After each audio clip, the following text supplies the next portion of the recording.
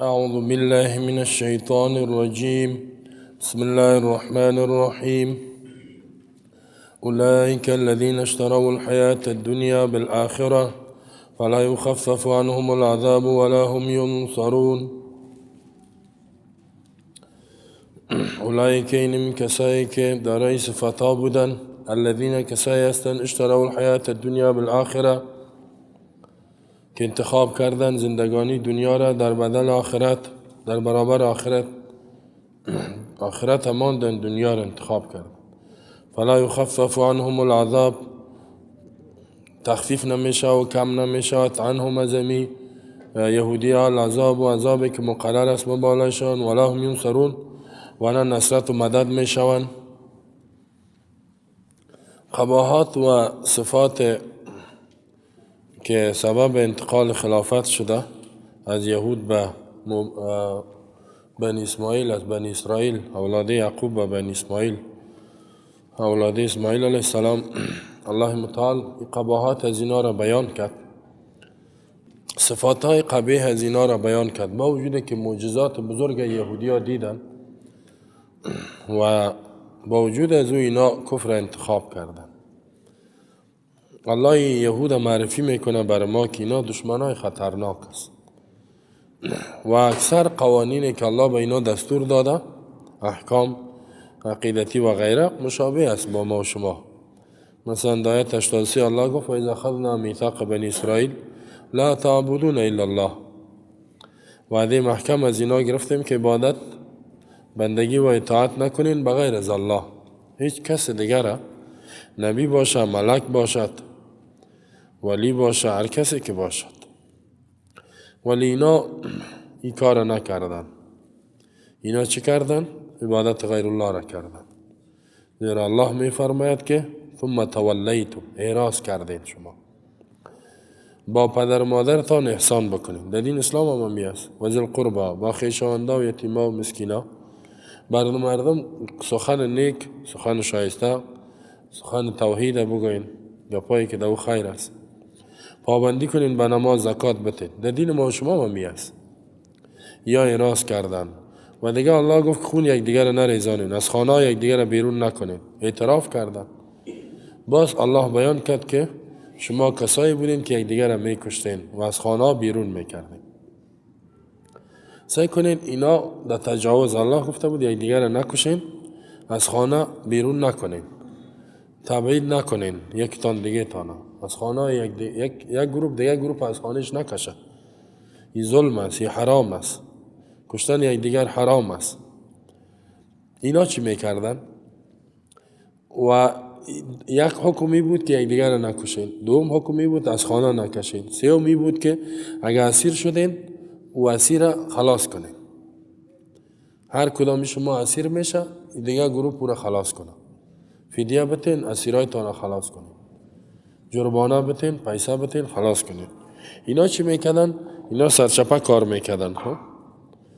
اسیر که میشد یک حکم عملی میکردن. اسیر که میشد نفرایشان او را خلاص میکردن، پیسه جمع میکردن، خلاصش میکردن از کافرها، از مشرکین.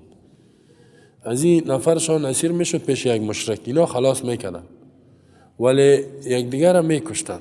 کشتن که حرام بود این کار را میکردن. از خانه تبعید میکردن که پرسانشان میکردی چرا ای تو میکنین؟ اسیر پیسه میتین، خلاص میکنین. اینا میگفتن که ما خود دین ماست، در دین ما همیست که اسیرای تان آزاد کنین، در کتاب ما همی است. باز برشان گفتم میشد خیلی چرا میکشین؟ در دین تان خوی هم است. و چرا از خانه میکشین یک دیگر تانا؟ با در اونجا میگفتن که اینا ما پیمان داریم، عهد و پیمان. با کی داریم؟ با کافرها. چون که ما کافرها در پیمان هستیم، وقتی که جنگ شود اونا جنگ کنن، ما مجبور هستیم که از اونا هستیم جنگ میکنیم. اینجاست که کشتار میشه. و اونا که غالب شدن یک شما را تبعید کرد و اونا مام که از اونا هستیم شما را میکشیم. اینجا چی میکردن؟ بعضی حکم الله را قبول میکرد که فدیه دادن برای خلاصی اسرا است، پیسه دادن، جرمانه دادن که اسیرشان خلاص شد. ولی قتل که حرام بود، به این عمل نمیکردن. تبعید مسلمان حرام است، به این عمل نمیکردن. بعضی احکام تورات قبول داشتن عمل میکردن، بعضشانی الله اینا را میگه که این کفر است که بعضش قبول داری بعضشانی. در این وقت امی سیکولرها پیدا شدن، میگه بعض اسلام قبول داریم بعضشانی. این چیزی که هست، چی را قبول داری؟ نماز، روزه، زکات، حج، یا اختیاری است، دلتا میکنین نمیکنین. ولی سیاست اسلام، قوانین جزاییشه، قصاص قبول ندارم، دستش قطع شوه قبول ندارم، زنا حرام است قبولش ندارم، شراب حرام است قبول ندارم، حجاب فرض است قبول ندارم. اینی حجاب هم فرض است، او را قبول ندارم. یا سیکولر حال پیدا شده. خب اینا همیطور بودن. و سه قبیله کلان بود در مدینه: بنو نذیر، بنو قریظه، بنو قینقاع. بنو نذیر قبیله یهود است. این قسم کرده بود به همراه اوس. در مدینه دو قبایل کلان مشرکین بود، بت پرست، اوس و خزرج. بنو قریظه هم پیمان بود به همراه اوس و بنو نذیر به همراه خزرج، به همراه قبیله خزرج. پیمان چی کرده بودن؟ که هر کی جنگ ما جنگ، صلح ما صلح. جنگ که کردیم کل ما یک جای است، صلح هم کردیم یک جای است. باز اوس و خزرج که جنگ میکرد در بین خود، هیچ هم جنگ، یا چون کم پیمانش بودن اینا می آمدن، چون که در پیمان داخل شد مجبور بود که حالا بیاید دیگه بجنگه. اوس خزرج که جنگ میکرد یا مجبور در بین خود میزنن. بنو نذیر، بنو قریظه، به خاطر که بنو قریظه به همراه اوس بود، بنو نذیر به همراه قبیله خزرج. قبیله اوس و قبیله خزرج که مشرک بودن، هر دوشان بت پرست بودن، جنگ میکرد. اگر که اینا جنگ نداشتن، ولی چون که اینا در پیمان اونا بودن، همی بنو نذیر و بنو قریظه یهود در پیمان از اونا بود، بازیام می آمدن در جنگ شرکت میکردن. و اینجا بود که یک دیگر را میکشتن و باز اسیر میکردن و باز از خانه تبعید میکردن. مثلا اینا خزرج سر اوس زور میشد، که زور میشد اسیر میکرد نه از اوس. اینا در قبیله اوس بنو قریظه بود، نفرای از اونا را میگرفتن، که میگرفت باز قبیله بنو نذیر که یهود بود به همراه خزرج بود، بازی چی میکرد؟ این پیسه جمع میکرد، همی اسیرای بنو قریظه را آزاد میکرد. میگفتی در دین که ما شریک است، در کتاب ما همیست که اگر کسی اسیر شد باید آزاد شد. با وجود که خودش جنگ کرده، خودش اسیر کرده، خودش پس پیسه میداد خلاصش میکرد. ولی هدف از این خلاص کردن اسرا و بندیا این نبود که به کتاب الله عمل کنند. اینجا یک منافع مادی بود، پول بود. چه قسم پول بود؟ وقتی که چند نفر بندی میشد، اسیر میشد، مثلا از قبیله بنو قریظه، بنو نذیر که به همراه قبیله خزرج هم پیمان بود، باز میگفت که ما خود دین ما همیست که پیسه جمع کنیم، باید تیره خلاص کنیم. از مردم میگفت بیارین پیسه. مردم که پیسه می آورد مثلا جمع میکرد 5 میلیون افغانی، از 5 میلیون 1 میلیونش میداد خلاص میکرد، 4 میلیون دیگر به خود میگرفتن. اینجا منافع مادی داشت. با میگفتن که این در کتاب ما با حکم الله عمل میکنیم. مثال های ازی در این کشورها بسیار زیاد است. خب فهمیدین؟ کشورهای عربی همی علمتو میکنه، قصاص میکنه، دست شقطه میکنه، میگه این دین است، ولی دیگه کارا بسیار احکام دیگه اسلام عملی نمیکنه. چرا قصاص میکنه؟ به خاطر دی منفعتشان است. کسی خودش ور داده نمیتونه و نه یک نامش هم میمانده که اسلام تطبیق میکنه. امنیت باشد به فایده خودشان است، به فایده حکومتشان است. امنیت که باشه او را میکنه دیگه. اگر توی به این فرض عمل میکنی که حکم الله است، پس به این دیگه چرا نمیکنی؟ یک فریضه را ماندی، اگر این حرام ترک میکنی، چرا این حرام دیگه را ترک نمیکنی؟ عرب ها کلش هم میالم حکومت هایشون و دیگر ها هم میتونه است. خب جنگ که در بین اوس و خزرج میشد، بنو نظیر بنو قریظه هم شروع میکردن، میجنگیدن. الله میگه فتؤمنون ببعض الکتاب و تکفرون ببعض، و بعض قرآن ایمان میارین، احکام تورات بعضش انکار میکنین. ای یهودیا، جزای شما رسوایی در زندگانی دنیاست، در روز قیامت به سختترین عذاب میرین. از این فهمیده میشه ایمان خدا را یاد دست داد. اولئک الذین اشتروا الحیات الدنیا بالآخره، اینا کسایی هستند که دنیا را انتخاب کردن در بدل آخرت، یعنی آخرت اماندن، دنیا را گرفتن. و فلا یخفف عنهم العذاب، عذابی که مقرر است تخفیف نمیشه. مقرر چرا گفتیم؟ به خاطر یک حدیث است که رسول الله صلی الله علیه و آله میفرماید که ضعیفترین عذاب به ابو طالب است در روز قیامت. چرا؟ ابو طالب کاکای رسول الله صلی الله علیه و آله، پدر حضرت علی داماد پیامبر صلی الله علیه و آله، بچه کاکای رسول الله صلی الله علیه و سلم است علی. ابو طالب رسول الله صلی الله علیه و آله کمک کرده، در مکه دفاع کرده از پیامبر صلی الله علیه و آله. در روز قیامت رسول الله صلی الله علیه و آله میگه برازی یک جور چبلق آتشی داده میشه، نه عذابش میاد. اینا که میپوشه مغزش میجوشه، مغزش میجوشه، آتشی است. این میگه پایین ترین عذاب است، عذاب آتش است. چی قوا و ایلا داره، ولی تو دیگه آوره که کل بدنش آتش هست، اینطور نیم تو زیر کل بدنش میجوشانه، این قدر تیز آتش است. این حال ما اینجا گفتیم که تخفیف نمیشه، کم نمیشه از اینا، عذابی که مقرر است. عذابی که مقرر شد کم نمیشه، زیاد میشه کم نی. ولا هم ینصرون، ولا نصرت از اینا میشه. ولقد آتینا موسی الكتاب وقفینا من بعده بالرسل وآتینا عیسی ابن مریم البینات وأیدناه بروح القدس افکلما جاءکم رسول بما لا تهوى انفسکم استکبرتم ففریقا کذبتم وفریقا تقتلون. بدون شک ما دادیم، الله می فرماید که ما دادیم به موسی الکتاب، کتاب تورات، کتاب آسمانی که نامش تورات. و قفینا من بعدی بالرسل، پای در پای روان کردیم بعد از موسی بالرسل، به انبیا، بسیار رسولای الله فرستاده شدگان الله آمدن. و آتینا عیسی ابن مریم البینات، دادیم ما به عیسی فرزند مریم البینات، معجزات بسیار روشن. و ایدناه بروح القدس، قوی کردیم ما اینا به روح پاک که جبرائیل است.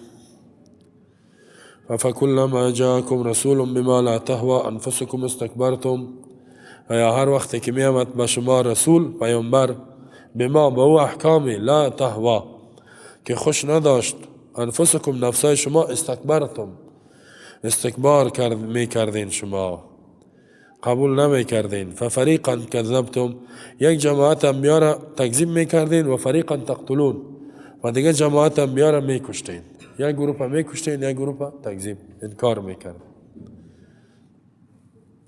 در اینجا در آیت قبلی الله از بنی اسرائیل یهودیا گپ میزنه. در این آیت الله ای را بیان میکند نعمتهایی که به اینا دادگیست و جرم جنایتی که اینا کردن و از نعمت الله انکار کردن. و اینجا دیگه قباحاتشان را بیان میکند که شما انبیای خود کشتین، چقدر نبی را کشتین، چقدر را تکذیب کردین. عیسی علیه السلام قبول ندارن امیال امی یهودیا، الله یعوذ بالله استغفر الله. یا میگن که عیسی چیز است، ولد زناست، میگه از زنا پیدا شده، به خاطر که مادرش مریم است و این پدر نداشت.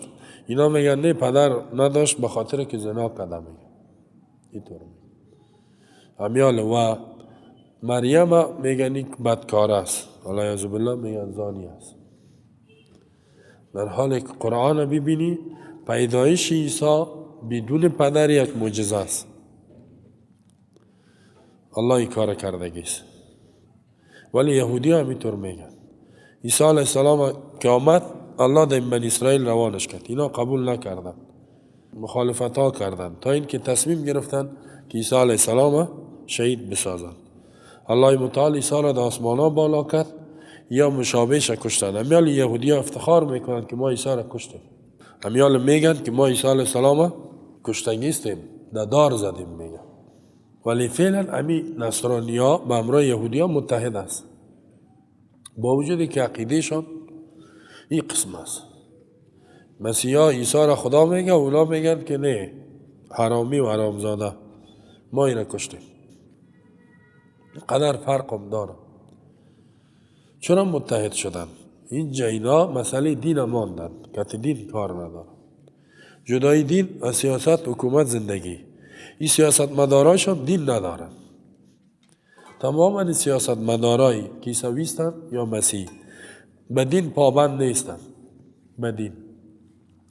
و تماما سیاست مدارای یهود دیندار نیستن، کلش سیکولار دین از زندگی جدا کرده.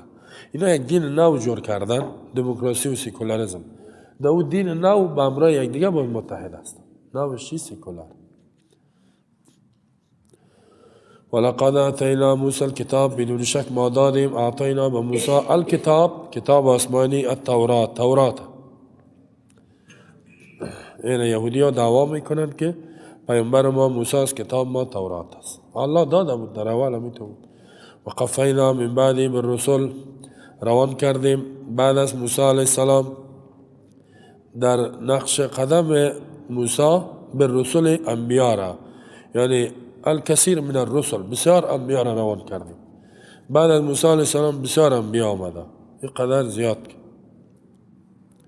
ولی کلش کتاب آسمانی چی بود؟ تورات. فیصله به مون میکرد. زبور داود علیه السلام، سلیمان بعد از موسی آمده. دو کتاب احکام نبود، دو فضائل بود، فضائل. کل انبیاء بنی اسرائیل به تورات فیصله میکرد. یک کتاب بسیار قوی، کلانشان. الله حکم میکرد نبی را که تو برو، ولی همی کتابی که مردم ترک کرده عمله، یار دعوت بده به تورات. میامد به تورات دعوت میداد. و اتینا عیسی ابن مریم البینات، دادیم به عیسی فرزند مریم البینات، معجزات بسیار روشن به نبوتش، که مرده را زنده میکرد، مرض پیش دستش کش میکرد، جور میشد. مرده را میگفت قم باذن الله، استاد شو، با حکم الله استاد میشد. دیگه کور مادرزاد، یک کسی که از مادر کور میبود سرش دست کش میکرد، جور میشد. این معجزه بود. الله این معجزات بر عیسی داد تا که اینا ایمان بیارن، اما اینا ایمان ناوردن. همین یهودی ها خوب معجزات دیدن، ایمان ناوردن. و ایدناه بروح القدس، قوی کردیم ما عیسی علیه السلام به روح پاک. و روح پاک چی؟ جبرائیل علیه السلام. اگر که بعضی ها گفته انجیل است و بعضی ها یک چیز دیگه، ولی جبرائیل قوی چی معنا؟ هر جایی که می بود جبرائیل به همراهش می بود. جبرائیل علیه السلام. دیگه بیام جبرائیل آمده ولی به همراه ازی دائمی می بود. اکثر اوقات به همراهش می بود. این فرقش است.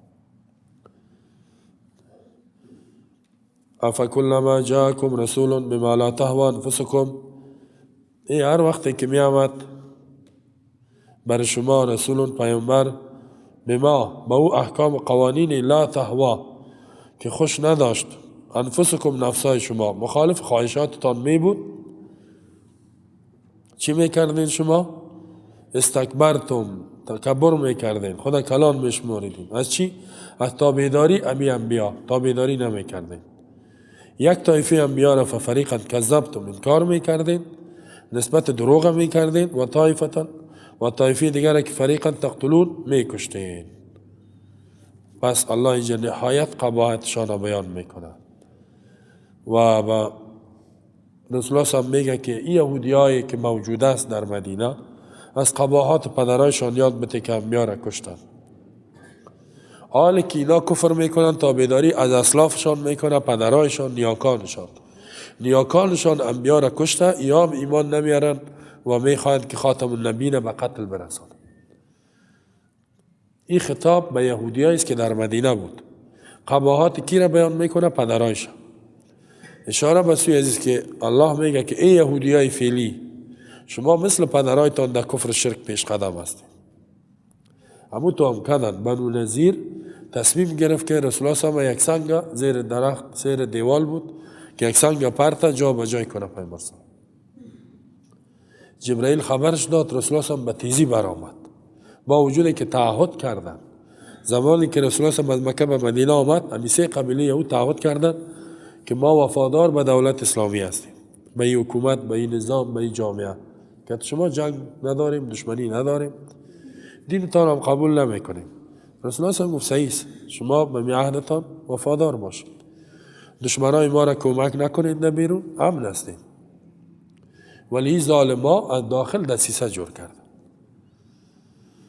اینجاست که رسول الله صلی الله علیه و میره باز حکم میکند که بنو نظیر جلا وطن شود، تبعید شود. میگه شما عهدتان شکستاندید. این تو ظالما بودن اینا، بسیار وعده خلاف وعده. خب هر کافر هم اینطور است، هر کافر هم اینطور است. اینا باز بسیار دیگه بدترین هستن. وقالوا قلوبنا غلف بل لعنهم الله بكفرهم فقلیلا ما یؤمنون. وقالوا میگوین یهودیا قلوبنا دلهای ما غلف در پرده است، بل لعنهم الله بلکه الله لعنت کردگی سینا را بکفرهم بسبب کفرشان، فقلیلا ما یؤمنون بسیار کم از ایمان میارن، کمشان ایمان میارن. وقتی که رسول الله صلی الله علیه و را دعوت میداد یا چی میگفتن؟ دلهای ما در پرده است، یعنی ما گپای تو را نمیشنویم، گپای تو را ما درک نمیکنیم. هرچی که تو میگی رسول الله صلی الله علیه و میگفتن ما حفظ کردن نمیتونیم. میخواستن که مسلمانان را از ایمان آوردن یهود ناامید بسازن. میگفتن همین چیزایی که شما میگین این در مغز ما کار نمیکنه، چون که ما از خود دین داریم و کتاب داریم، همون چیزا در ذهن ما هست. دیگه غلف غلاف گرفته شده. غلف با معنای ازی که دلهای ما پر از علم است. غلف یک ظرفی است که دهی پر از علم است، هیچ حاجت نداریم به دیگه گپای شما را ما کار نداریم، خود ما علم داریم، بسیار علمای کلان داریم. ما یهود علما داشتن، راستی کتاب داریم، عالم داریم. گپایی که تو میگی رسول الله صلی الله علیه و میگفتن این گپا سر ما کار نمیکنه، ما از خود علما داریم، از خود کتابا داریم، ما شما را قبول نمیکنیم. وقالوا قلوبنا غلف میگوید دلهای ما در پرده است، لا تفقه نمیفهمند. الله بر از اینا می فرماید که بل لعنهم الله بکفرهم، بلکه الله اینا را لعنت کرده است، دور کرده از رحمت خود. لعنت چی؟ دورشان کرده، محرومشان کرده از رحمت خود به سبب کفرشان و گمراهیشان. فقلیلا ما یؤمنون، کم از ایمان میارن. قلیلا بعضی ها میگه که صفت است از برای مصدر، ایمانا قلیلا، ایمان کم است که ایمان میارن، یعنی ایمانشان چی معنا کم است؟ بعضی احکام تورات قبول داره، بعضش نداره، یک معنایش. دومی که در یک کم زمانه ایمان میارن، یک روز دو روز ایمان میارن باز میره کافر میشه. و سیوم چی؟ سیوم معنایی که کم نفرای از اینا ایمان است، تعداد کمی از اینا ایمان میارن. بسیار کم بود کسایی که ایمان آورده بود. عبدالله ابن سلام تابعدارایش بود.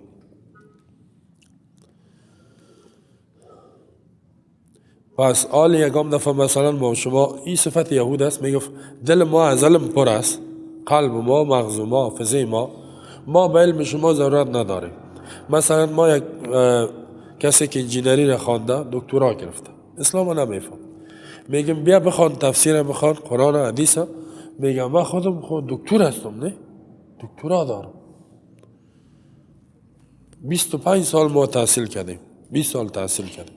خب حال تو چی را یاد کردی؟ انجینری را خواندیم. خب انجینری جدا هستن. خب انجینر چی را میگه؟ دهقان گلکار با سواد. حال تو خود گلکار با سواد است. اونو گلکارای دیگه بی سواد اون خشت میمونه، تو با سواد نقشه برش میدی. حالا فرق نبین تو از اون نیست. زراعت که خود دکتر میگه، گفتم تو دهقان هستی، دهقان بی سواد میپرته، تو با سواد هستی میگه تو کن. خلاص یک دهقان پیشرفته، او گلکار پیشرفته، حالو خود را علم قرآن برات نمیته. و دیگه میگه ما در ژورنالیسم میگه ما ای تو دکترا دارم. مال ژورنالیسم خبر است، بخوانو خبره بگو، از منابع بگو بیان کن. این خو علم نیست، این خو هنر است، کسب است، خب حرفه است، پیشه. مثل که یک دهقان بی سواد حرفه داره، یا مثل که گلکار بی سواد یک حرفه است، هم یا ژورنالیست هم یک حرفه و کسب است. همین قسم حقوق است یا دیگه است، کلش یک حرفه و کسب است. علم خود جداست، علمی که زندگی تا تنظیم میکنه قرآن است، این را بخوان. مثلا ما عالم قرآن هستم تا یک جای الحمدلله. ما این تو که مریض شم خود تداوی نمیکنم که بگم ما والا قرآن خواندیم حاجتی دیگه دکتر نیست. پیش همین دکتر میرم با وجود قرآن رو نمیفهمم، عالم نیست، میگم دکتر صاحب مرا آمدیم پیش. این هر چیز از خود جای داره. اونا میگفتن ما کتاب داریم، خود ما میفهمیم، ما به این چیزا ضرورت نداریم. غلفن، دلای ما پر از علم است. این تکبر از یهود بود. خب ولما جاءهم کتاب من عند الله مصدق لما معهم وكانوا من قبل يستفتحون على الذين كفروا فلما جاءهم ما عرفوا كفروا به فلعنة الله على الكافرين. هر وقت که آمد به یهودیا کتاب من عند الله از جانب الله، مصدق لما معهم تصدیق میکرد و کتابی را که به همراه زینا بود. و كانوا من قبل يستفتحون على الذين كفروا، بودن اینا پیش از آمدن قرآن یستفتحون خبر میدادن با آمدن رسول الله صلی الله علیه و آله علی الذین کفروا، با کسای کافر مشرک بودن. فلما جاءهم ما عرفوا كفروا به، هر وقت که آمد اینا را آنچه که اینا شناختن پیامبر، کفروا به کفر کردن به پیامبر و قرآن. فلعنة الله علی الکافرین، لعنت الله به تو کافرا. الله اینجا دیگه قباحتشون بیان میکنه که پیامبر خوب شناختن، قرآن فهمیدن که حق هست، قبول نکردن. اینی مغضوب علیهم که ما گفتیم، همون کافری را میگه که عالمانه کافر باشه، علم داره کفر میکنه، علم است کفر میکنه. ولما جاءهم، هر وقت که آمد اینا را کتاب از جانب الله. این کتاب چی است؟ قرآن عظیم که با خاتم النبیین نازل شدگی است. مصدقا تصدیق میکرد لما معهم، او کتابی را که به همراه ازیاست. او چی بود؟ تورات تصدیق میکرد. در عقیده و در اخلاق و بسیار احکام مشابه از بود، ردش نمیکرد. اینا چی بودن؟ و کانوا من قبل، بودن پیش از آمدن قرآن و پیش از آمدن پیامبر، یستفتحون، چی میکردن؟ یستفتحون یستنصرون، طلب مدد میخواستن بر رسول الله صلی الله علیه و آله اعدائهم، در برابر دشمنایشان که الذین کفروا کافرا بودن. چی میگفتن؟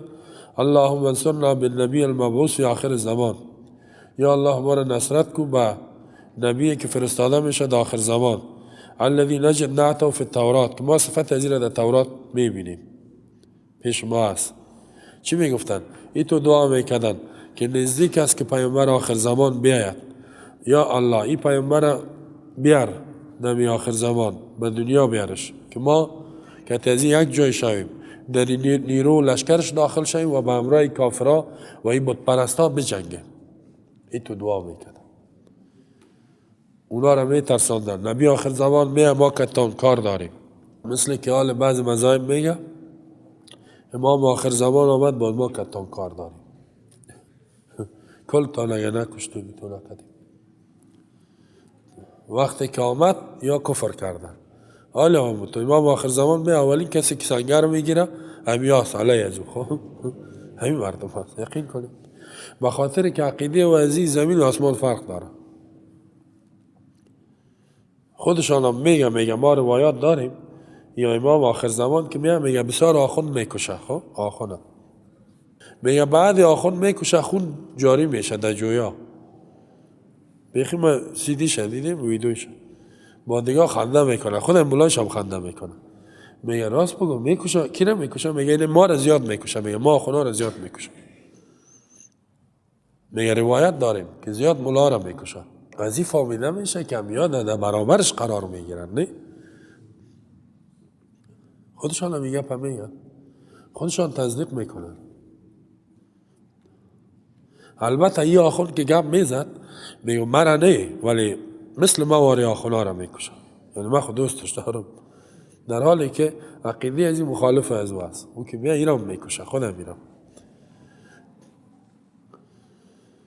گفت چقدر هم میکشه؟ گفت بیش از 500 آخونم میکشه. خودش گفت، تعدادش هم گفت. و این مولای قوی مفتی عامیه را زیاد میکشه. روایت داریم ما، روایت در کتابای ما. آلیا و چی میگفتن یهودیا؟ نبی آخر زمان آمد، صبر کنین، میاید وقت خروجش نزدیک است که بیرون شود. ما ایمان میاریم، در لشکرش داخل میشیم، با اسکت شما کار داریم. لأقتلنکم قتل عاد و ثمود. ایتو میکشیم مثل که عادیا و ثمودیا را کشت. الله مردار کرده. یک وقت بچه ابو جهل اکرمه نام داشت، او را گفت که او کدام گپ شد، جنجال شد. گفت برو. گفت باش که نبی آخر زمان بیا باز ما کتت کار دارم. او پرسان کرد که چی میگه؟ گفت میگه نبی موعود میه، موعود، وعده شده. خب گفت چی میگه؟ گفت میگه که با ما یک جای میشیم، کتت شما کار داریم. گفت برو. گفت دیوانه، ما را از او میترسانه. امی علمای یهود، خود یهودی ها.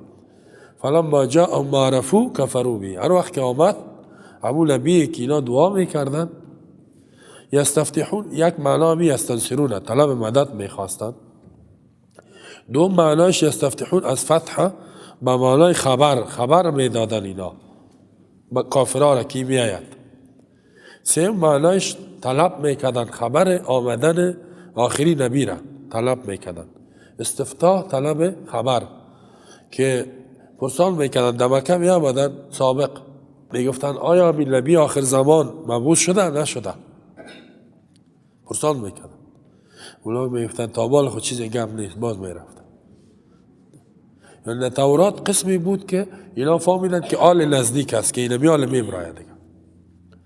حتی در روایت ابن کثیر بیان میکنه که قد قرب زمان، بدون شک نزدیک شدگی زمانهایی که یخرج نبی آخر زمان، نبی آخر زمان بیرون میشه.